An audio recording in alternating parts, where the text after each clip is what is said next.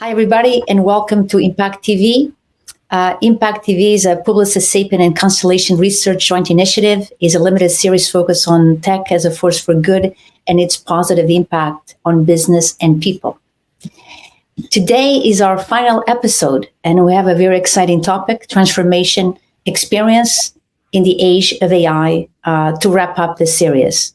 In this fast-paced digital landscape, the intersection of AI and customer experience has become a game changer for business worldwide. In today's episode, we have three industry experts who will provide knowledge and inspiration to lead the way in creating transformational and human-centric experiences, and to really help us reimagine the way brands interact with their customers in this age of AI.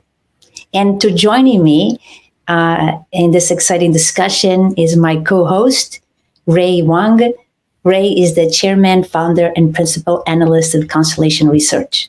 Hey, thanks a lot, Teresa. And of course, let me introduce Teresa here. Teresa Barreira is the Chief Marketing Communications Officer at the leading global digital consultancy, Publicis Sapient. Barreira's creative thinking, coupled with her 25 years of global B2B marketing experience, has enabled her to break the mold of traditional marketing for technology and services companies. And of course, let's have our guests introduce each other. And we'll do this, of course, in reverse order. Soon, you introduce yourself, tell us where you're coming in from today, and quickly about what you're talking about. Well, I'm coming in from the Bay Area. So hello, everybody, and thank you for having me on the show. A little bit about myself. I am a self-professed brand nerd. I'm really curious about the relationship that people, humans, have with brands. I feel like at times our relationship with brands is very similar to the relationships we have with our friends. And so I've always been on this quest to understand that relationship better and how to actually make those relationships even stronger. So I've written a few books about it, and I help businesses think about how might they create stronger relationships with their customers in a way that they would probably build relationships with their friends. Excellent. We look forward to diving deeper in with you later. Melissa, where are you coming in from today, and what are we talking about? I am joining you all from New York City, and I currently serve as Principal Director of UX at Google with a focus on trust, but I've pretty much dedicated my career to designing products and services that are both functional and usable, but also very aligned with human values, both within big tech, but as well as healthcare. And I'm really excited to get into today's topics.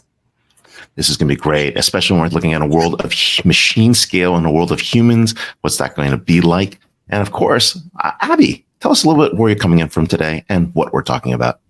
Hi, thanks, Ray. Abby Godee, and I'm the Chief Experience Officer for Sapient, and I am coming to you today from Amsterdam. So I have a global role, and I sit sort of in the middle, so I can easily reach everyone around the globe. And I'm coming from the perspective of how humans are impacted through digital business transformation. I've been working at the intersection of design and business and technology for, more than I'd like to admit, and really looking how people and of all different types can thrive as their businesses, their citizens, their patient experiences transform around them. Well, wonderful. This is great. We will interview each guest in order, and we will bring you back as we do the program. So that's very, very cool. Welcome. So let's start with you. You have extensive experience working with and leading experience strategy and design. And given where we are today, how would you compare the current adoption of generative AI with other technology advancements that we have witnessed throughout your career? And is this different as it relates to experience? Does it feel different, or it feels the same? I would say that this is the biggest thing that is happening to the world and to our industry in terms of technology advancements since the beginning of the internet. And if you look back on it, it's so fundamental. It's when you think about how the internet changed our life, it really was immense. But what it really was creating, self-service for things that people had originally, needed to go into stores and connect with people in real life to be able to accomplish. So it was the same of what we were doing before, but in self-service. And then the next big wave was mobile. And that gave everybody the expectation that everything was 24/7.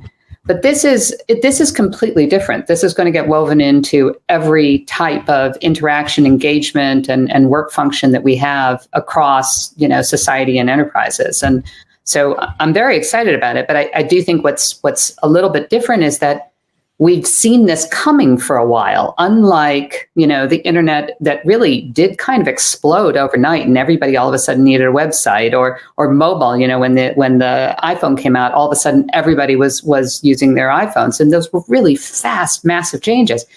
This, we're seeing it coming. We've known about AI and we've been working with AI for years.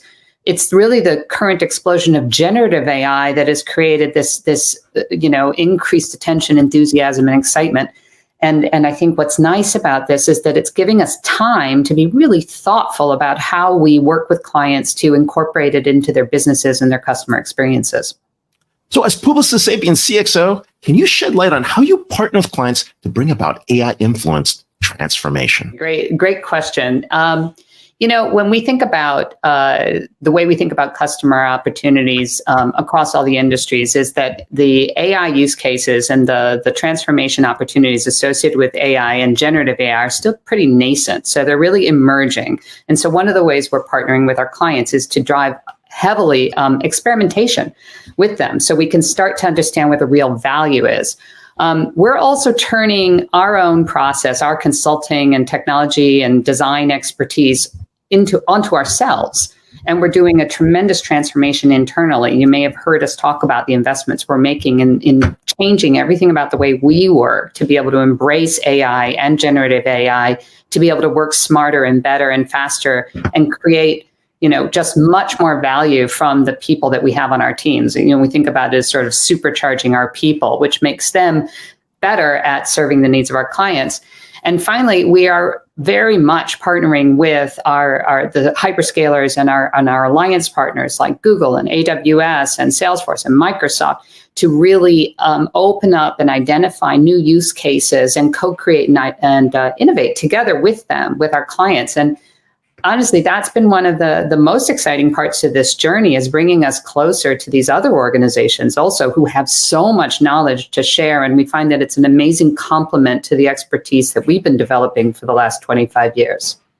Mm. You said, Abby, that we have seen this coming, right? And it shouldn't have been a surprise, because we're right, we've been talking about AI for a long, long time. But generative AI, as you said, has been a huge rush, I think, especially since the end of last year.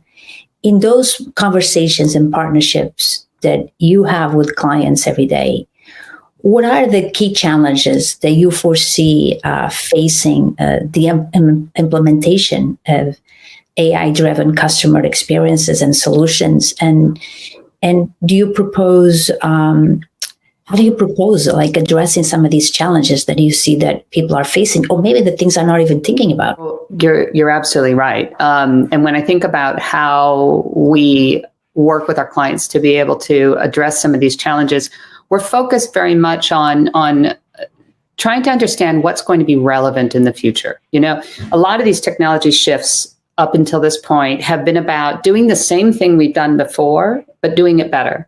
Right? If you think about a lot of our modern websites, they're really like a digital reconstruction of a retail experience, for instance. You can almost imagine the shopping aisles and what have you. We have to really rethink things completely. And what's interesting, and I think quite challenging for a lot of our clients, is to help them imagine some of the products and services and ways they engage are not going to exist. They're going to have to shed some of what they do today to be open to reinventing new business models and new ways of adding value to customers. And it's going to create a lot of opportunity, but also a lot of stress for companies as they go through this transformation to see where the real value is going to be created and what's going to be obsolete first. When I look at customers' websites, often it tells, especially B2B companies, the way they are designed, it really shows you the way they are, their internal organizations. Companies design their websites based on their functions, not on their customer. 100%. And the more their organizational structure has been has evolved and become more and more complicated, it's directly reflected in their website. And I would just add to what I said before is that the next challenge, and I'm not going to say too much about it because I know our good friend Melissa is going to speak to this because this is really passionate, a very passionate area of inquiry for her, is we're going to have to make all these changes while being even more sensitive to privacy and to being on the watch out for bias and looking at regulatory challenges. And there are so many social, cultural, and regulatory challenges associated with the changes we're going to find ourselves in now. And that's going to ask more from us as experienced professionals, as technologists, as strategists, to be able to help clients navigate that responsibly. Wow, definitely a great point. And, in the old adage, faster, better, cheaper, choose 2 out of 3. We might even get that third one this time around. So when we think about where we're going there, but, you are also, thinking about the strategies that you think are important for leaders, especially they're adopting, especially when they're creating experiences that are both transformational, human-centered, especially in the age of AI. And that requires a very different touch. What are you advising folks on?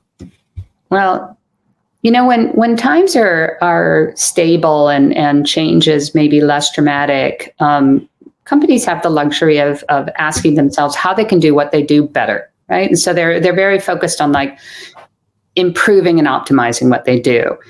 I think now what the strategies that we're recommending to clients is to really ask themselves how to make sure that they stay relevant and to avoid disruption. So it's a big leap from where they are today.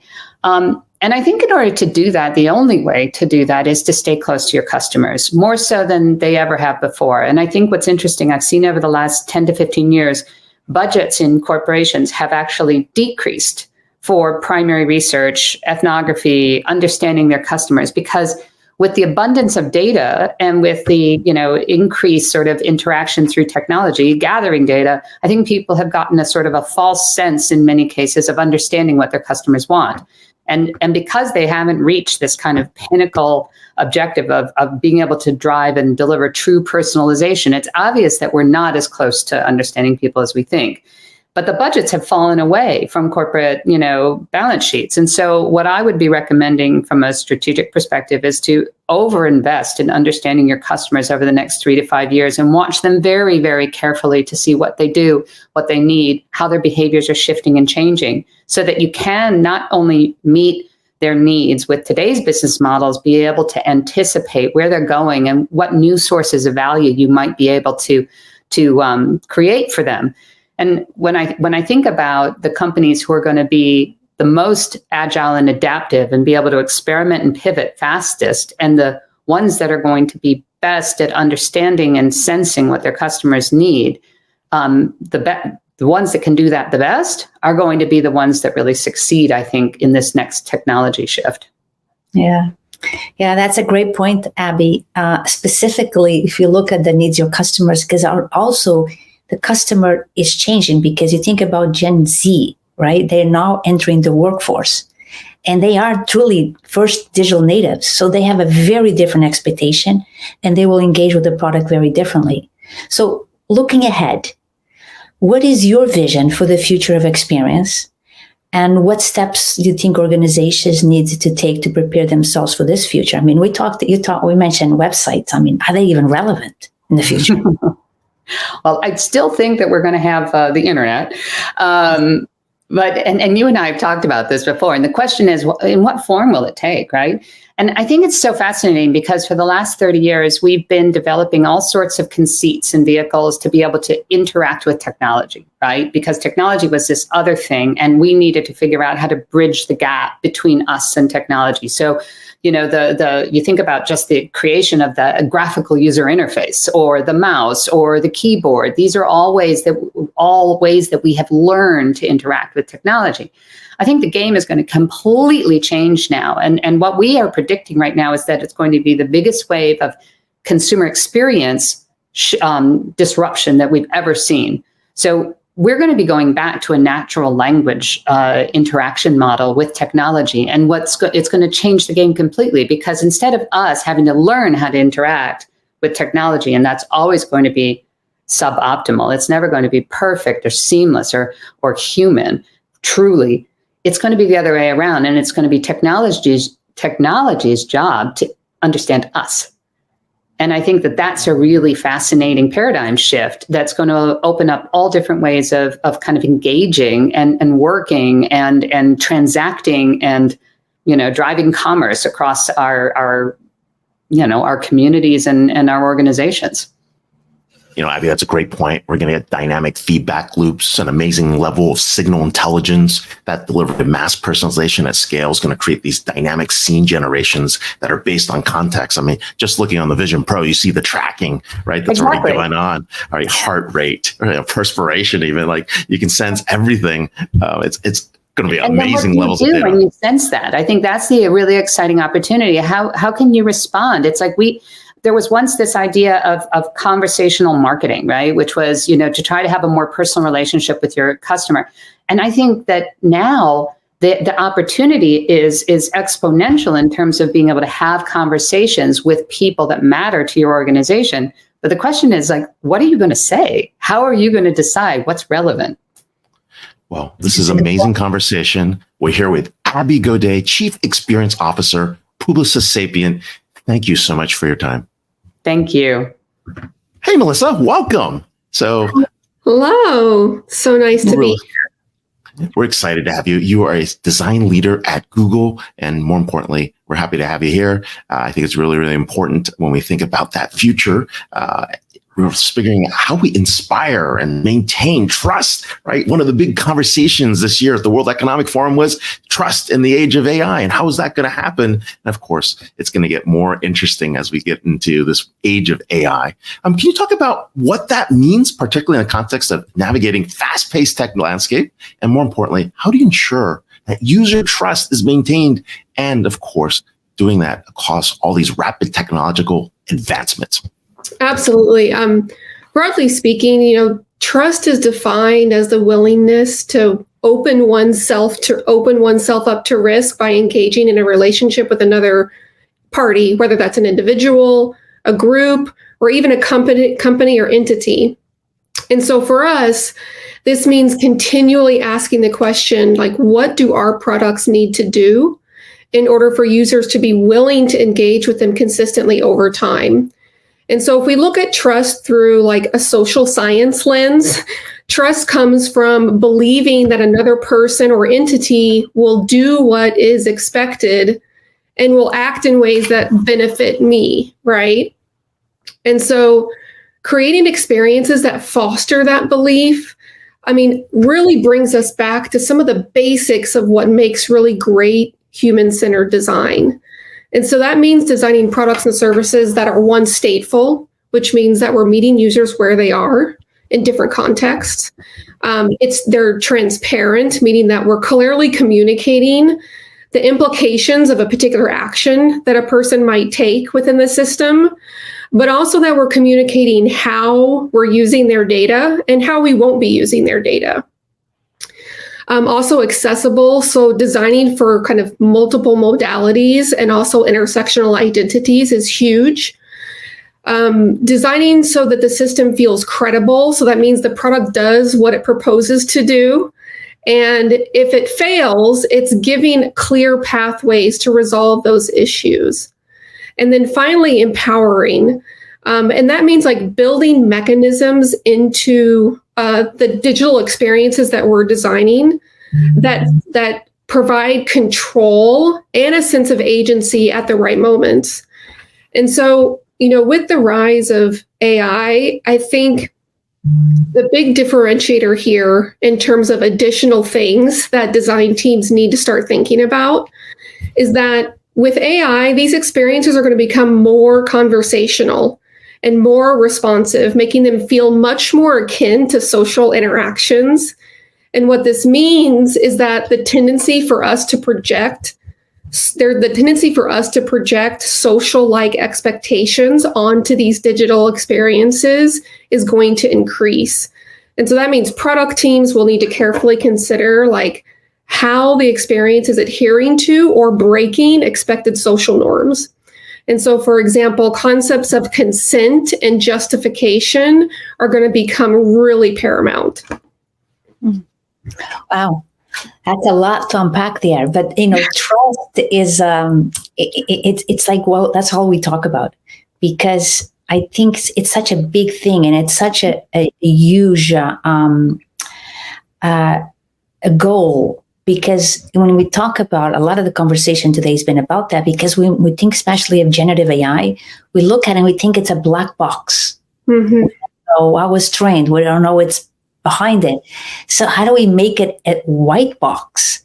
And for you, Melissa, my question is, with your focus on ethical design, why do you believe and feel that organization should prioritize and invest in ethical considerations, and now more than ever, as specifically as they deploy more AI-based technologies and solutions?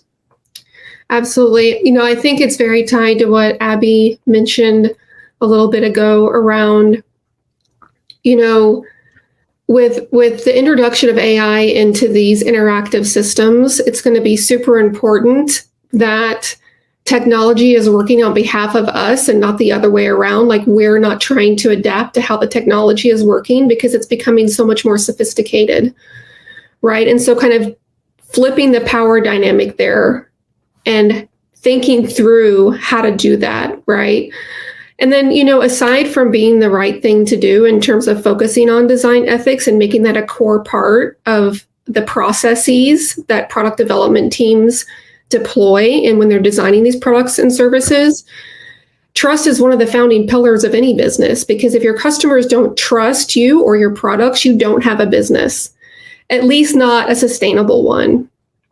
And it also increases the resilience of a company or business, because let's face it, no business is immune to mistakes or missteps. But if you've invested in building trust through ethical practices from the beginning, when those mistakes do occur, that foundation is going to serve that company really well in terms of its ability to bounce back from that and be resilient.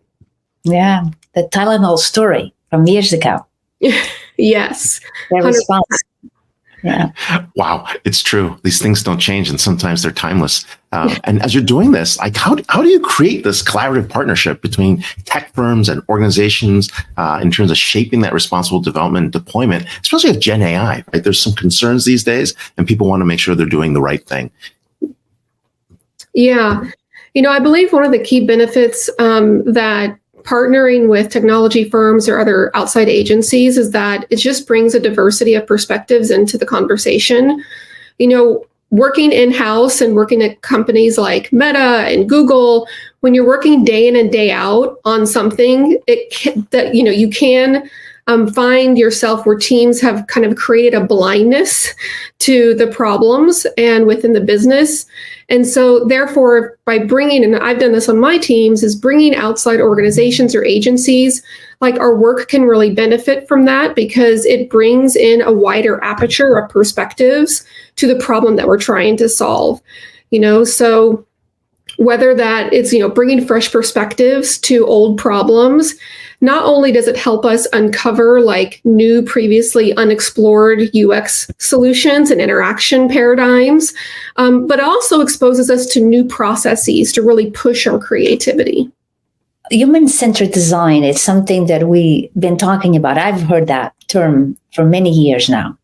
And I think it's something that it's fundamental principle for many organizations and their teams as they think about their experiences. How do you feel that what do companies need to do to make it part of their design and make sure that their experiences is aligned to the needs of the end user?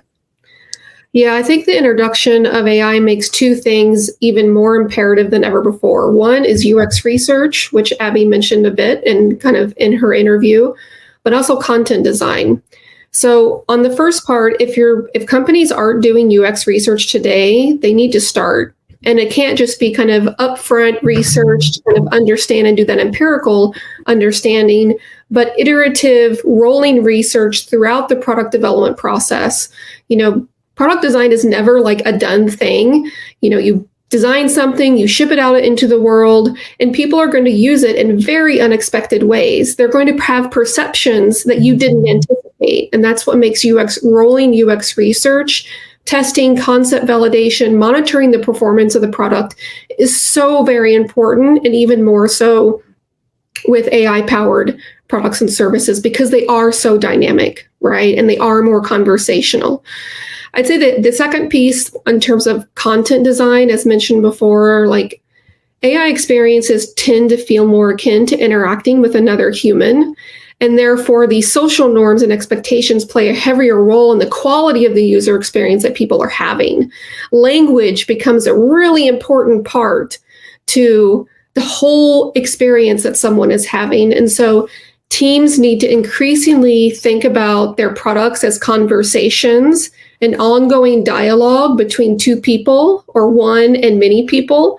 Mm-hmm. And this makes content design a critical discipline to have involved from the very beginning of the work, and really kind of bringing intentional, principled content strategy to everything from the tone and voice of the AI, its personality, but also how where do changes in the AI's vernacular of the language it uses need to change from moment to moment or in different parts of the user journey is going to be super, super important. And this is something that, we have seen and have really started to kind of anchor into at Google in our work, because even in some of the new latest features that have been released in terms of within Google search, I don't know if you've used Gemini, but it is very conversational, right? I'm not just interacting with a user interface and a bunch of UI.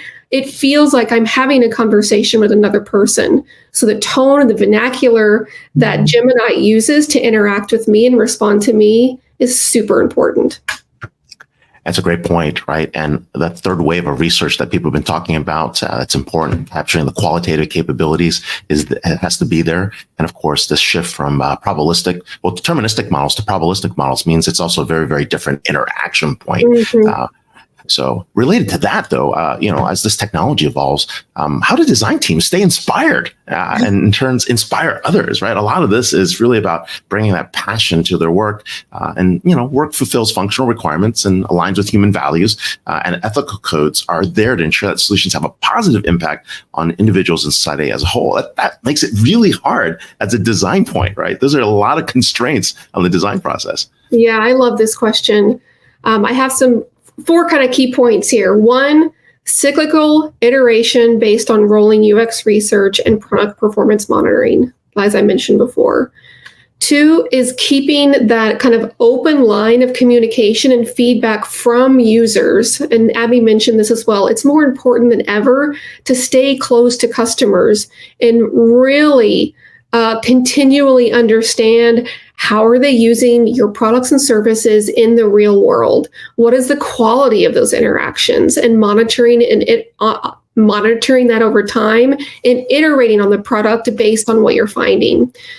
3rd, continually evangelizing ethical best practices and updating those regularly based on the latest research, also based on what's working well of your product in the field, right? Again, that monitoring piece. And then lastly, and this isn't something I hear talked about a lot, but it's something I think about and I have personally been inspired by throughout my career, is designers taking the time to engage with how artists are thinking about some of these questions and these ethical concerns. They say life often imitates art, and the dreams and stories of artists can serve as a real wealth of inspiration for how to think about the interaction between humans and technology, particularly within the world of science fiction. We can look at the stories in science fiction, and there's a lot of subtle commentary around what we really kind of want the interaction between human and technology to look like and what feels beneficial, but also they serve as examples of what could not be beneficial or what could be harmful to humanity. Wow. Super deep. Yes, super deep, and we see that science fiction coming to life a lot, don't we? some of the movies we watch, and then years later. And I actually read somewhere that some of the tech companies, they bring together some of the Hollywood creators to really help them ideate. 100%. I'm a big Trekkie, and I have gotten countless inspiration from Star Trek episodes. So it's there's a wealth of insight to be had there. Absolutely.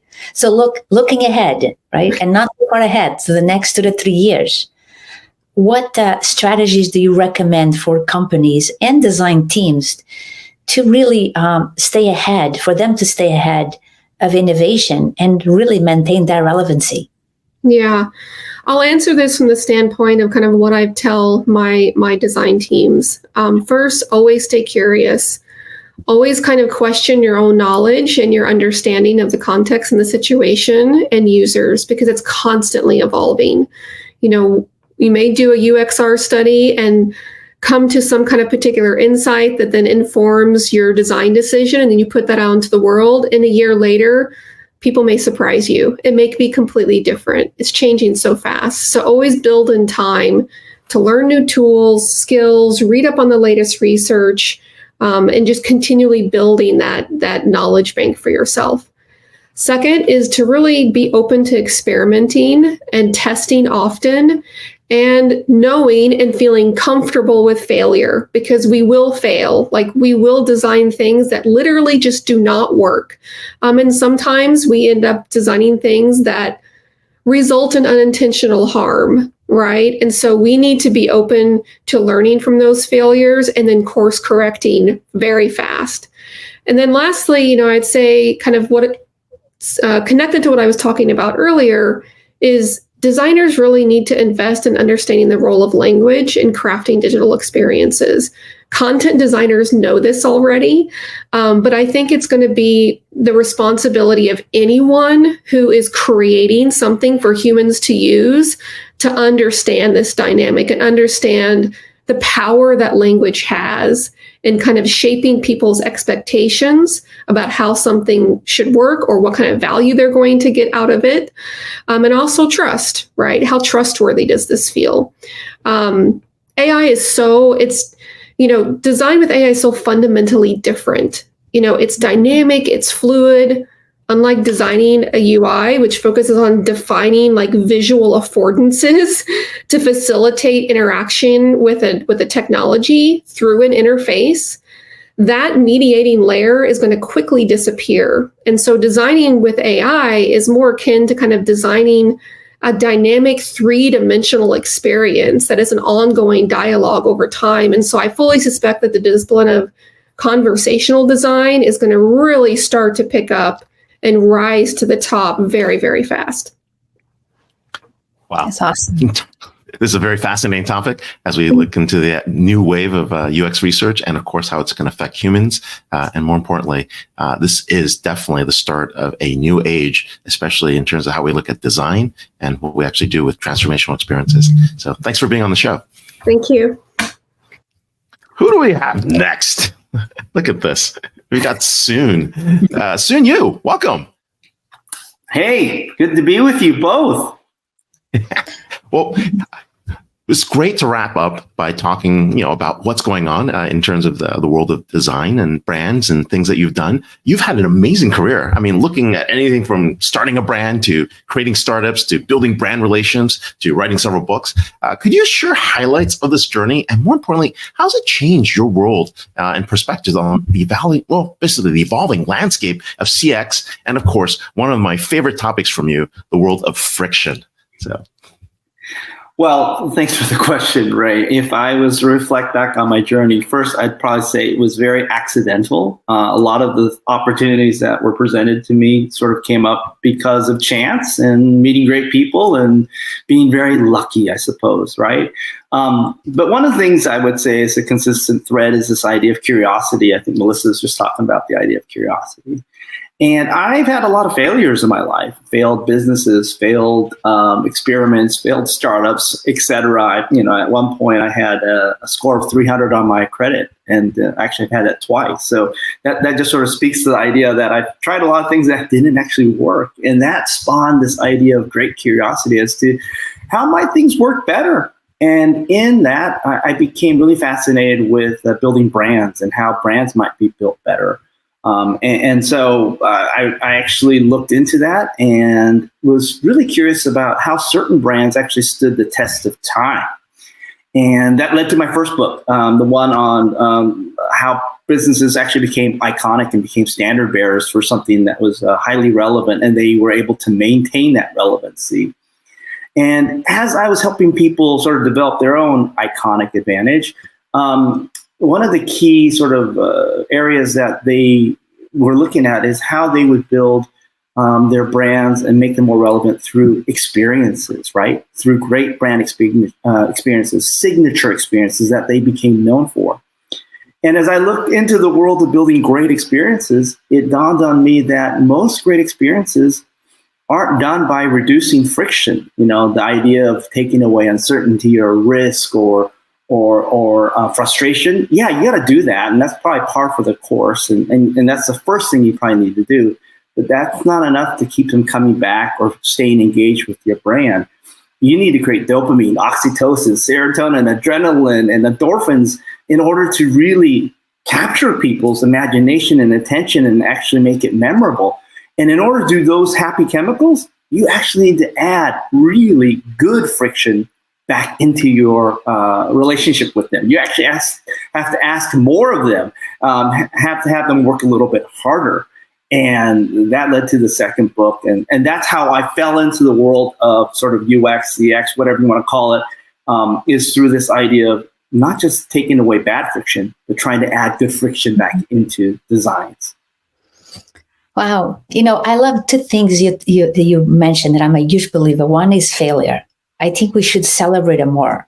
Because and we learn more from our failures and our success. Actually, in my team, we have these awards, and we have introduced an award for failure, which we shouldn't shy away from it, but we should recognize it because that's how we learn. The second thing that I really love that you talked about is the friction. I call it tension. I think tension is so important to have in teams, in projects, because that tension makes things better. And it's much better to have it at the end, at the beginning, than at the end, because when it happens in the end is when things go bad. So I really, really like that and subscribe to that. But, you have experienced, a lot of, tech waves and how they have experienced the customer brands, as you talked about. And now, as we talking about generative AI in this conversation and the impact it's going to have in business, in brands, in society, I'm curious to ask you what excites you most. At the same time, are there aspects that concern you and that make you afraid of? Yeah, I think the thing that excites me most is now that I've got to play with the generative AI with ChatGPT and then seeing it being implemented throughout every single brand that I probably love and use, is that at some point, well, actually, even now, Ray is a confidant of mine. And I am very happy to call up Ray and ask a question or have a conversation. And we tend to disagree on many things. And it's the dialogue, the debate is so exciting and fun. And at some point, and I sort of consider Ray as part of on my personal board of advisors, or call it my board, right? At some point, I'm going to have a seat there, and that's going to be for some generative AI bot, okay? And be my own personal Jarvis that I will turn to give me just a different perspective, maybe a more worldly perspective, or at least a perspective that tends to have a lot more information than I might have. And so I think that's what really excites me, is this idea that I will be able, this will sound weird, but be able to add AI as a friend, as a confidant. And that really excites me. Now, you asked me kind of what worries me or what gives me a sense of dread. Well, one of the reasons I wrote the book Friction is because I felt like as a society, we were really chasing after this idea of becoming seamless and frictionless and taking away almost all need to put in any effort or interaction or invest in relationships and whatnot. And I feel like with AI, boy, we can get really lazy. And that might lead to us even eliminating more good friction from our lives. And so that concerns me. And it might lead to more mental health issues or lack of social interaction, feeling alone. All those things are already pretty much exacerbated by technology and the digital wave. I just think it might get accelerated. And so that part does concern me greatly. Yeah, no, great point. Let's dive deeper into that, because that means the way we design human and machine interaction, or human and AI interaction in this case, is going to change. And so how do we integrate human-centric design principles into these experiences, ensuring that technology enhances rather than replaces that human touch in customer interactions? One of the things we talk about all the time in the world of AI, where do you insert the human in the process? And that is friction. That is like the biggest friction you can think about, inserting a human in a process. Yeah, I think that just as a general principle, I think you should embrace AI. Don't be afraid of it. Embrace it. At the same time, don't view it as the end all, right, and be all, right? You definitely view it as one more component to your arsenal and your tool. And if you can have that frame of reference and that mindset, then I think it'll be very healthy. And as long as you have other humans that you interact with equally and trust equally as much as the AI, then I think it's great. You'll have a discourse, you'll have conflict, you'll have debates and people who don't agree. That's fantastic. And at the end of the day, you will make the call, right? So I think the key is not to rely solely on the AI. It will become very convenient to do that, I think, in the future. And I think the key is to make sure that you balance it with human interaction along with the AI interaction. And as it relates to human-centered design, I heard Melissa talk a lot about it. I think she brings up a lot of great points. And you mentioned this too, Ray, in terms of how do we keep our designers inspired and all that. And I actually think two things. I think constraints actually, for good designers, constraints actually inspire. They create a sense of, hey, challenge. And I always think of, great constraints as a great design challenge. And I think great designers will also view it in the same way. I think the other thing is I would really treat the AI as kind of another partner. And if you can view it that way, I think it's also very healthy. And lastly, this idea of, if you can design for shared experiences and really think of part of that shared experiences has an AI component in it, no matter what you're doing, I think that's also a very healthy perspective. Mm. Yeah, so I also agree with that. This view that we should think of AI as a partner, is your companion. I use ChatGPT throughout my day, all the time. Ask a lot of questions, helps me ideate, and it helps me write things, it helps me edit things. I said that's the way I look at it. And I think he also, I think as we move more into using these AI tools, they are just going to become really, I think, in some ways, just commoditized. Everybody's going to be using this. It's kind of like the internet. It's not differentiated. And I think that's what I think a lot of humanity, especially in design, I think that's what's going to be the differentiated, in my opinion. But I'm wondering and curious to see if they have any examples of brands that have effectively leveraged design and innovation and have integrated AI into their customer experiences. That's such a good question. I think you guys sent me the list of questions and that was in it. And I honestly drew a blank when I looked at that. I just stared at that for a while. And, I went on the internet and I searched great AI, great companies or great brands that have used AI. And the typical list of Fortune 500 come up, right? And I don't need to name them. They're all the people that, are begging Ray to talk positively about them when he's on Fox News or CNBC or whatever he's doing, right? And so ignore the obvious choices. Of course, these big companies have a huge budget and they're smart. They're investing in, machine learning, analytics, data, all that to improve their existing business processes and decision making and whatnot, right? And even improving what I call customer experiences. But then I went to ChatGPT this morning and I typed in the same question. And the first round was garbage. It's the same, just rehashing the articles that we all could look up. But I kept pushing it and pushing it. I think that's the key with working with ChatGPT is you just got to keep pushing it and keep diving in and having it look at different corners of the world that we are not looking at. And it came up with a couple examples I thought were kind of cool. There's a company called Vicarious Surgical.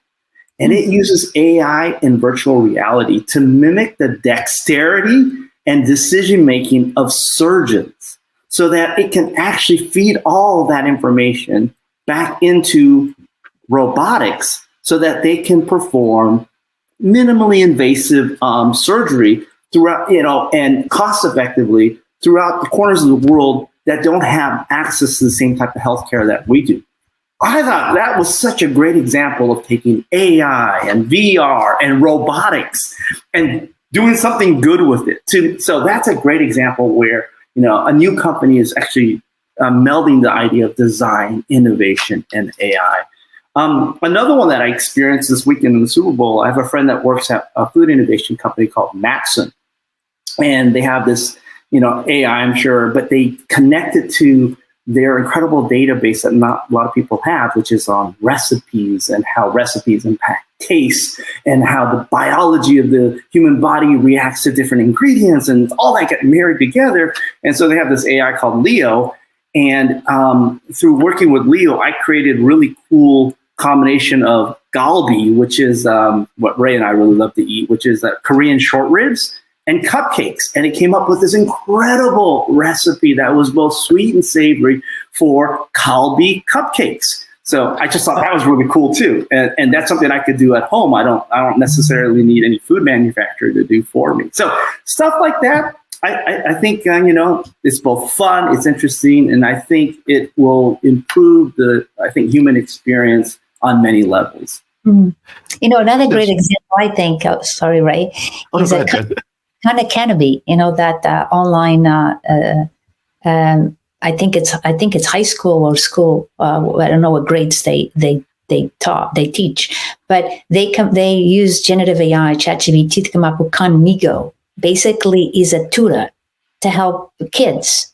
So not to cheat on their tests, but actually to help them. If they have a question on math, they have a question on English, it's like your personal tutor. Instead of having to pay $100 an hour for a tutor, they offer that to you. It's a great use of it.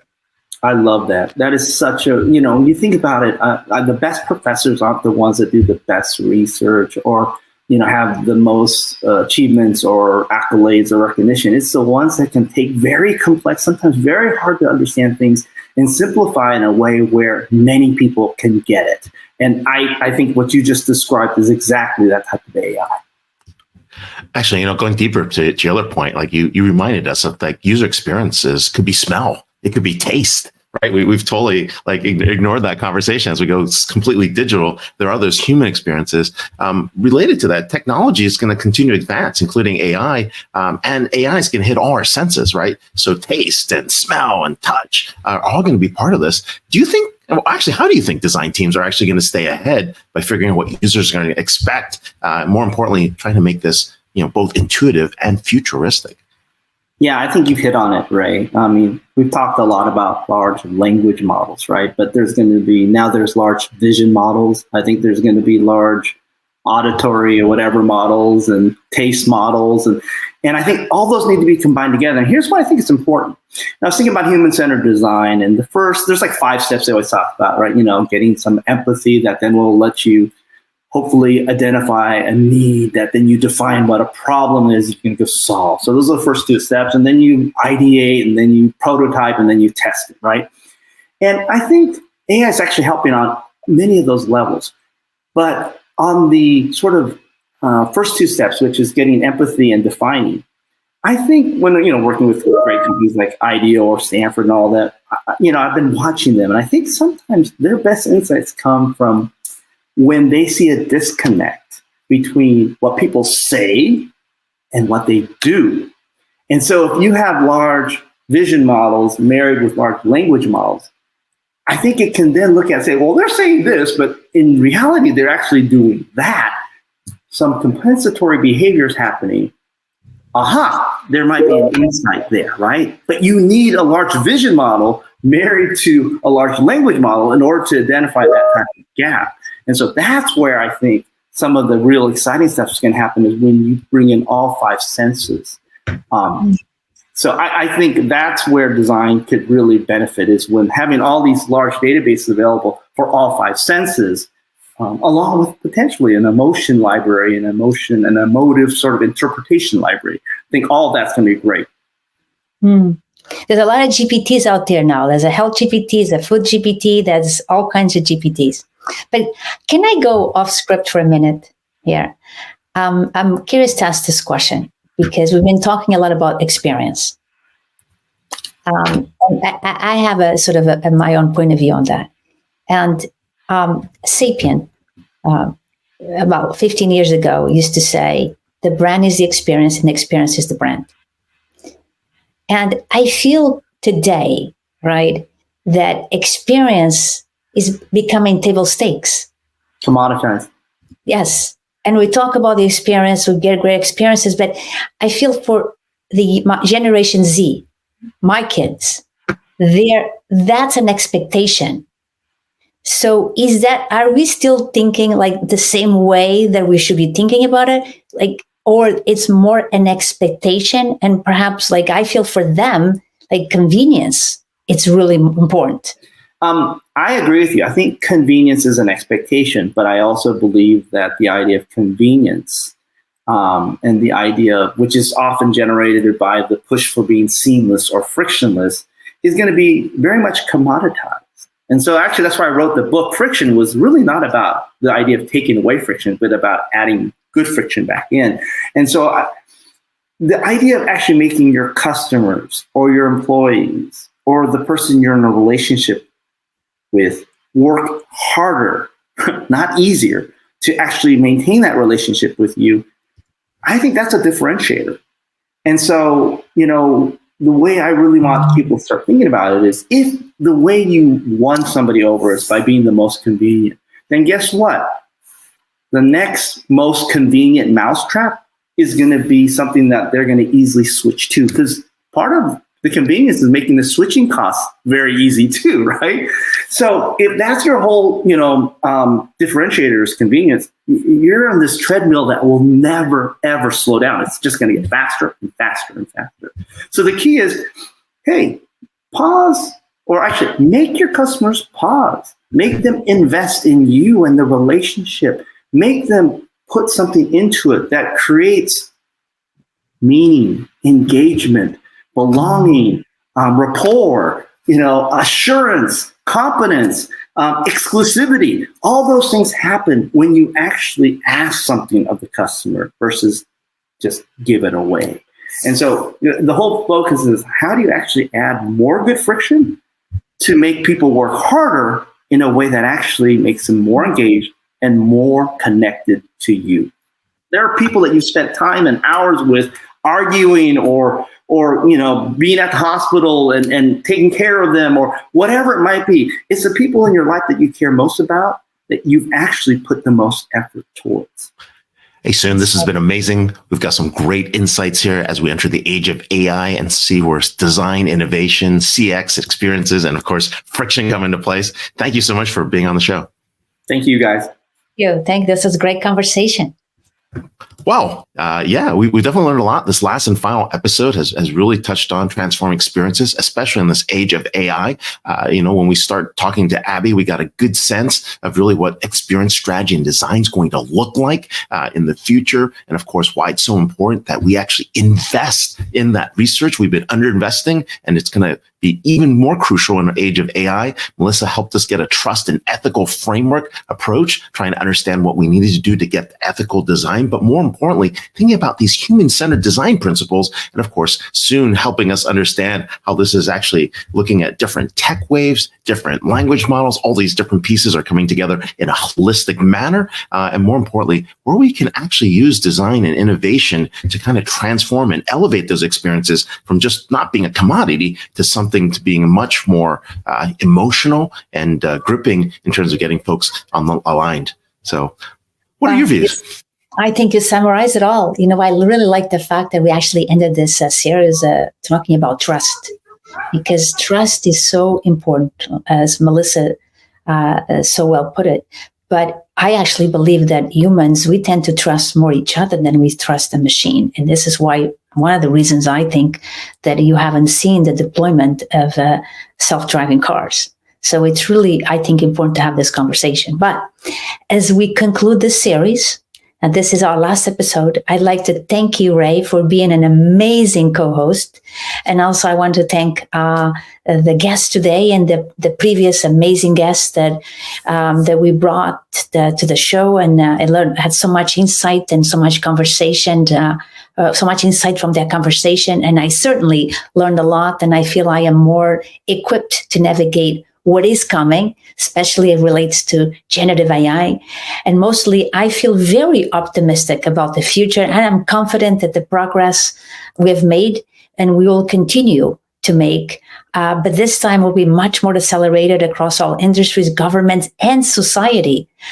And I really just want to say that at the end of the day, it really is up to us to use and leverage these amazing technologies and innovations, and to really make a positive impact for all, but not just a few, for all of us. So I am excited, and again, I want to say thank you for being an amazing host. Thank you, and look